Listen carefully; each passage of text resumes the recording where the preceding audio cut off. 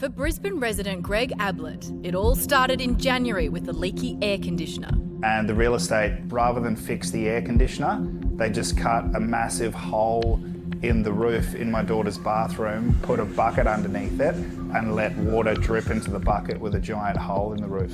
He says after complaining about the inadequate fix multiple times, the mould arrived. That leak then spread out to about 2 metres of mould in the hallway.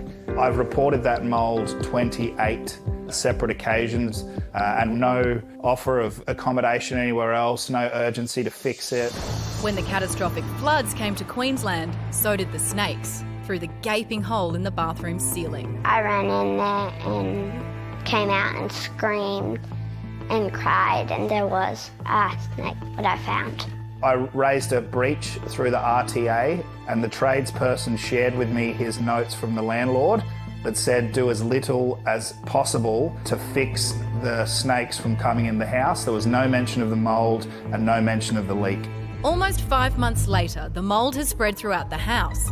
And Greg says he and his 7-year-old daughter Isabel are starting to suffer health problems. I'm really struggling to breathe. The lung capacity is definitely affected by the mould. Yeah, I'm really worried about my dad. The health symptoms from mold exposure is eye, nose, throat irritation, irritable bowel syndrome, chronic fatigue, depression or anxiety. Rain, humidity, water leaks and a lack of ventilation means mould now affects around 1 in 3 Aussie homes. And with the recent flooding events and months of torrential rain, the issue has reached crisis point. We get inundated with calls that people experience visual mold, and many of the public buildings have mold too, so most of the people are actually constantly exposed to mold. Currently, landlords do have a responsibility to fix mould if it's caused by a structural fault. But if improper use of ventilation or condensation's to blame, that's on the tenant. Experts say that line is too obscure. There should be a much better complaint system from tenants, and then there should be a follow-up that the real estate people actually have to adhere to the problem and fix it. People need to be held accountable, but also they need to be educated. For Greg, the stress has taken a massive toll on him and his little girl. It's just caused so much anxiety, so much stress, so many sleepless nights. Worrying about my health, Isabel's health, and, whether or not the roof's going to cave in at any minute. In a statement, CBS Property Group says it's been working closely with Greg and consistently responded to his concerns. But it's been restricted by delays in communication with the property's landlord and a lack of tradespeople due to COVID and weather issues.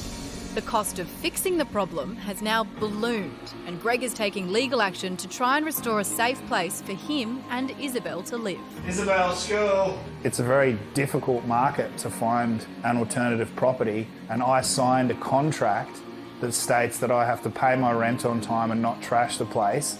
All I'm trying to do is hold these guys to the same standard that as a tenant I'm held to. The property's landlord has since told Greg that if he feels the property is uninhabitable, he can leave at any time and get his bond back. Greg, of course, isn't happy with that. He doesn't want to leave. He just wants his home made safe. So that's the impasse. Well, also, where would he go to? Yeah, 30 other houses in a similar situation. This is the thing, right? It's just hard to quite comprehend how huge the scale of this problem is right now, is going to be, especially if we continue to have such downpours and torrential rain. I was in Byron recently for the Blues Fest, and where we were staying, the mould had got into there and it was mouldy curtains, the pillows had mould on them, so that was everywhere. My parents are in Brisbane right now. They've just had non-stop rain for the past, 5 days or so, and everyone there is complaining of how damp it is feeling inside their houses. So I'm sure people don't even know that there's mould there right now. That could soon... We just saw how quickly it can go from a small patch to being really, really, really significant. And how you would fix it. That's the thing. Like, if it's a small patch, you get it. But, if you've got it right through the house, how do you fix something that Also, pervasive? it's so creepy and insidious. It's like a horror movie. And even going up the stairs, when Isabel was going up the stairs, that's what it looked like. The little girl going up the stairs to this creeping dark... I mean, it's a low-action horror movie, but it's kind of... You've got to give it a few years. Yeah, right. But, gee, the payoff... Oh, incredible.